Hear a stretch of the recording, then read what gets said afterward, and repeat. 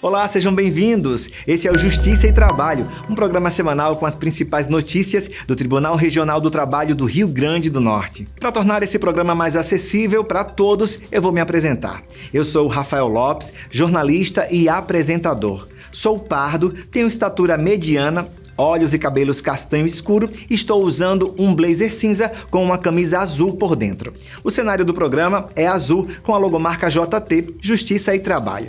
TRT-RN faz audiência pública e debate metas para 2025. Tribunal adota protocolo de segurança e combate à violência doméstica. Vara do Trabalho condena a instituição por dispensa discriminatória de funcionário que sofria problemas com uso de drogas e álcool. Justiça do Trabalho condena grupo empresarial por assédio moral eleitoral. Esse também é o tema da entrevista da semana. O presidente do TRT-RN, Eritson Medeiros, vai falar sobre esse tipo de assédio, ainda comum em muitos locais de trabalho, especialmente nesse período pré-eleitoral. Então fique aí que o Justiça e Trabalho já começou.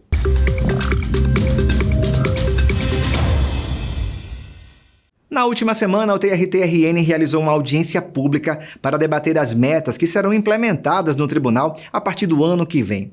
A ação aconteceu no modelo virtual e contou com a participação de magistrados, servidores, advogados e ainda diferentes representantes de sindicatos e entidades trabalhistas do Rio Grande do Norte. Além das metas para o ano de 2025, o foco também foi a gestão estratégica. A audiência pública virtual foi pensada para ampliar a participação dos diferentes representantes da sociedade civil e da magistratura trabalhista potiguar. Na ocasião, foram discutidas as metas que vão nortear o trabalho do TRT-RN no ano de 2025. A organização da audiência pública virtual foi pensada no âmbito local, mas seguiu diretrizes do Conselho Nacional de Justiça, o CNJ.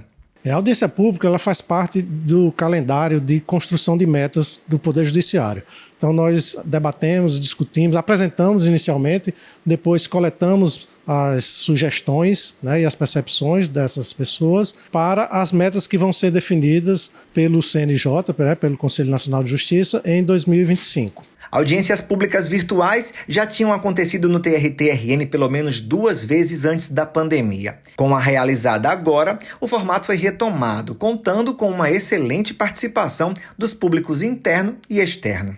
A construção das metas, ela começa a partir de uma avaliação dos anos anteriores, como foi o desempenho dos tribunais nos anos anteriores, e a partir disso são definidas algumas metas que consideradas finalísticas, ou seja, que estão relacionadas diretamente à atividade final do tribunal, à prestação jurisdicional, e outras que não finalísticas, que dizem mais respeito à atividade administrativa, a saúde dos servidores e magistrados e outros indicadores. A partir de agora, a expectativa dos tribunais regionais é pelo encontro nacional que será realizado pelo Conselho Nacional de Justiça, o CNJ, que vai debater todas essas metas locais. Esse encontro deve acontecer no mês de dezembro desse ano. Mas antes disso, o CNJ ainda vai disponibilizar uma consulta pública, onde todos os brasileiros poderão indicar novas metas que poderão ser aplicadas nos TRTs Brasil afora. O juiz Michael Knaben foi o magistrado que conduziu a audiência virtual. Segundo ele, o diálogo aberto com a sociedade local amplia os horizontes da gestão do tribunal e fortalece as metas que serão buscadas no ano que vem. Pois é, a audiência pública tem exatamente o escopo de dar à sociedade civil e demais entes que também participam do nosso processo o conhecimento e a oportunidade de participar da construção das metas. A princípio já há grandes debates com os nossos juízes, servidores, com a administração do tribunal, mas faltava até então um debate também com a sociedade civil organizada, com os demais entes que participam. Isso foi feito então através dessa audiência pública de ontem. Um primeiro momento de explicação e conhecimento sobre as nossas principais metas e depois um momento também para que quem quisesse colaborar, deixar sua sugestão, o fizesse, para que nós, a partir de uma consolidação, pudéssemos, ao final, levar essas sugestões para um novo debate em âmbito nacional que vai ocorrer no final do ano. Com a entrada no segundo semestre com metas estabelecidas, o foco agora será aperfeiçoar os trâmites e a governança do tribunal. Tudo para fazer de 2025 um ano ainda mais produtivo e com resultados que colocam o TRT-RN entre os tribunais de pequeno porte mais bem avaliados do país. Nós ainda vamos ter uma reunião final dos tribunais de pequeno porte e, ao final, vamos ter um encontro, no CNJ em Brasília, em que todos os tribunais de todos os segmentos de justiça vão estar reunidos para uma discussão ampla, votação e, ao final, deliberação sobre essas metas judiciárias. A gente espera que possamos avançar na melhoria dos nossos indicadores de conciliação, de julgamentos, de tempo de tramitação de processo, para que a efetividade jurisdicional, de fato, ocorra e que atenda aos anseios da sociedade. O TRT-RN adotou um protocolo de segurança e combate à violência doméstica. O objetivo é ajudar servidoras e magistradas com medidas de enfrentamento à violência.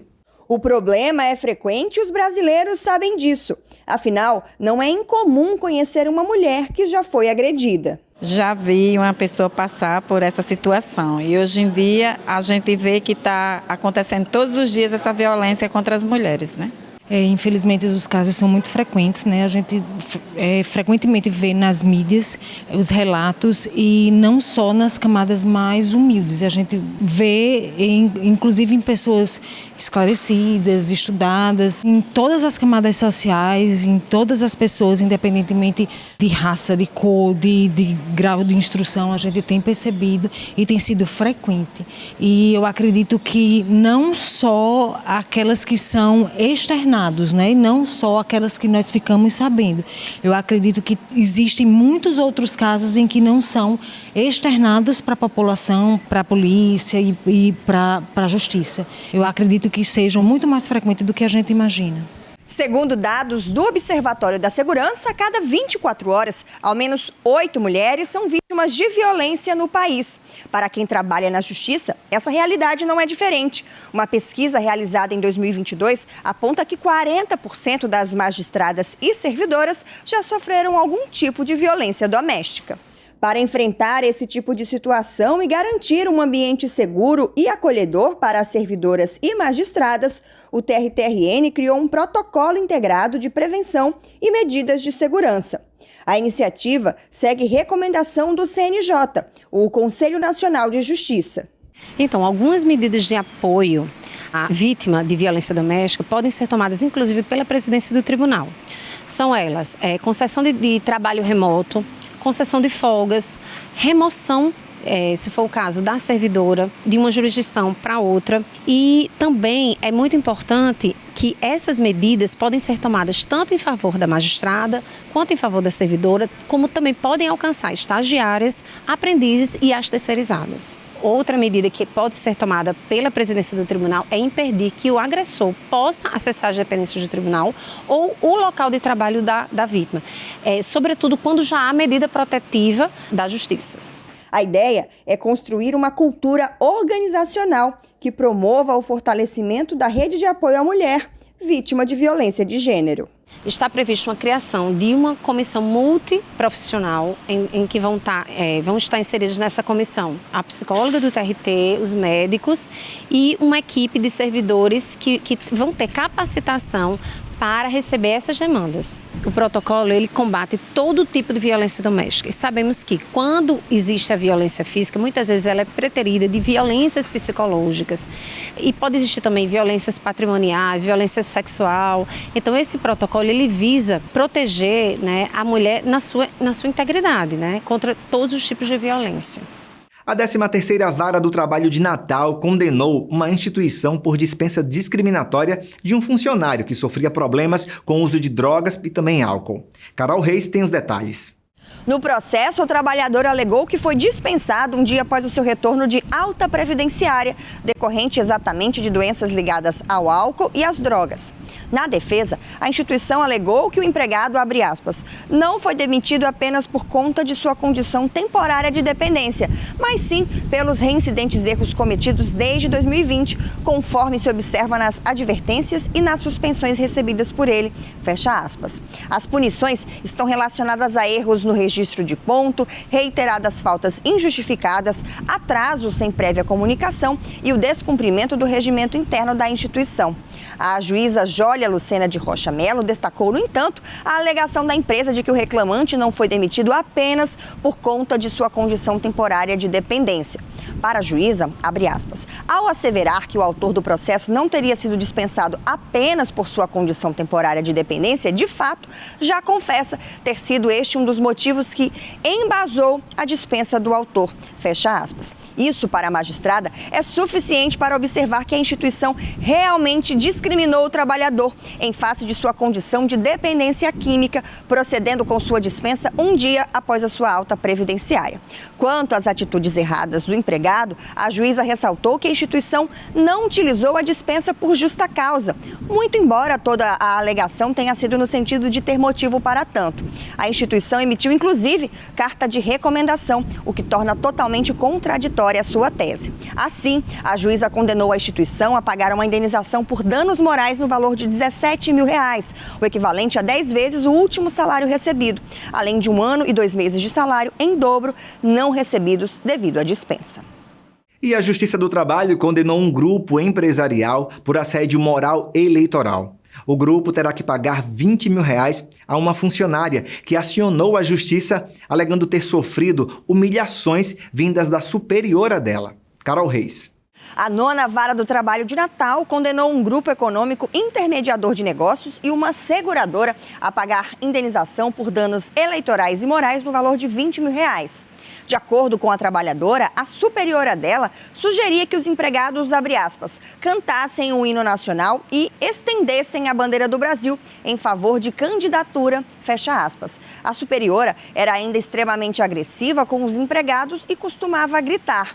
As empresas acusadas dos assédios negaram os fatos e acrescentaram que possuem canais de atendimento para denúncias. No entanto, a juíza Aline Fabiana Campos Pereira destacou que a testemunha da ex-empregada comprovou claramente a existência de assédio moral e eleitoral.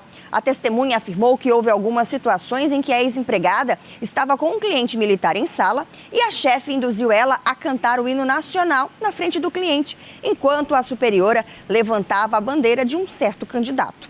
Ela disse ainda que a chefe cometia excessos no tratamento com as vendedoras e, além disso, restringia o uso do banheiro e trancava os empregados para não poderem sair para o almoço.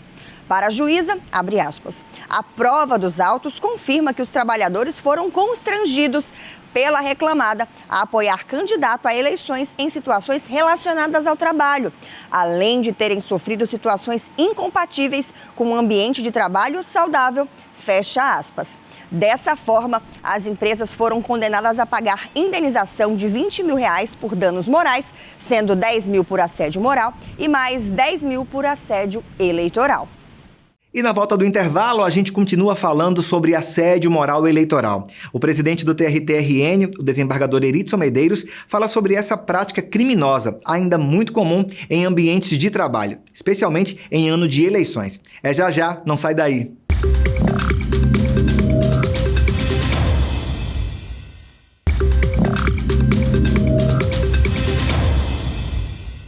Trabalhadora demitida por não manifestar que vai votar no candidato do patrão. Empresa que exibe lives com incitações veladas para determinado candidato. E empresa que promete até dia de folga para os funcionários que votarem em determinada pessoa. Esses são apenas alguns exemplos de assédio moral eleitoral que acontecem e que a Justiça do Trabalho em todo o país tem ajudado a combater.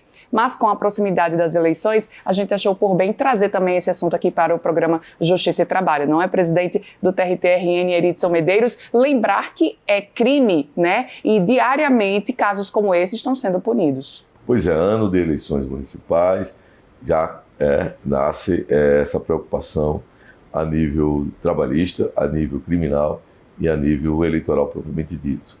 No nosso, na Justiça do Trabalho, a gente tem uma resolução, a 355, do ano passado, do Conselho Superior da Justiça do Trabalho, que visa monitorar essas ações aqui na Justiça do Trabalho, em todos os tribunais, né, no Brasil, de assédio eleitoral contra trabalhadores ou trabalhadoras. Descoberto o caso, automaticamente o Juiz do Trabalho oficia ao Ministério Público Eleitoral e à Justiça Eleitoral, informando daquele caso. E são inúmeras situações, né, preocupantes, aquela questão da ameaça, da pressão, da humilhação, do constrangimento, para que o trabalhador, a trabalhadora apoie o candidato X ou Y, faça a manifestação do seu voto, e isso é crime. Sendo crime, no ambiente laboral, pode causar uma indenização por assédio eleitoral. Assédio que pode ser mais direto, né, presidente? Olha, vocês precisam votar em fulano. E também, como a gente citou aqui alguns exemplos, pode ser feito de forma mais velada, mas de toda forma não pode. Exatamente, é proibido. Não é possível nem o assédio indireto, nem o assédio direto com o trabalhador ou trabalhadora. Isso não pode acontecer. O voto é livre, o trabalhador precisa saber que ele vota em quem quiser, ele tem a liberdade eleitoral. Ele vota em quem quiser, é livre e é secreto.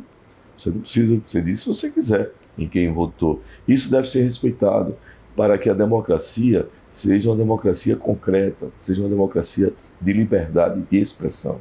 Isso é o que importa para nós brasileiros. Agora, para entrar com um processo trabalhista, por exemplo, esse trabalhador precisaria comprovar que esse assédio realmente aconteceu, né? Porque a acusação graciosa, aquela sem fundamento, sem prova, ela não é bem recebida, né? Então, o trabalhador, diante disso, tem que se valer das provas, ou prova oral, ou uma mensagem de áudio, ou essas lives, ou a obrigação de alguém que esteja obrigando a vestir uma camisa de um candidato X ou Y. A prova tem que existir, porque só acusar não adianta. E qual a penalidade para aquela empresa ou instituição que cometer assédio moral eleitoral? Há a possibilidade de sofrer uma indenização por assédio moral, num valor que já é previsto na CLT, dependendo dos casos, né? Natureza leve, ou natureza média ou grande gravidade, né? Pode causar essa indenização. Tem um efeito penal, porque é crime, então é encaminhado esses autos para a justiça criminal, e tem também o efeito eleitoral, porque se for um candidato ou partido, né, político, poderá sofrer sanções eleitorais. Então são três órbitas: a eleitoral, a criminal e a trabalhista. Então, quem pensa em fazer assédio eleitoral, pense duas vezes em cometer esse crime. Fiquemos alerta então, né, presidente Eridson Medeiros, muito obrigado. Eu que agradeço mais uma vez o convite. O programa Justiça e Trabalho desta semana vai ficando por aqui. Continue por dentro da atuação do TRT 21 através do nosso site, do nosso canal no YouTube e das redes sociais do Tribunal. Até a próxima edição.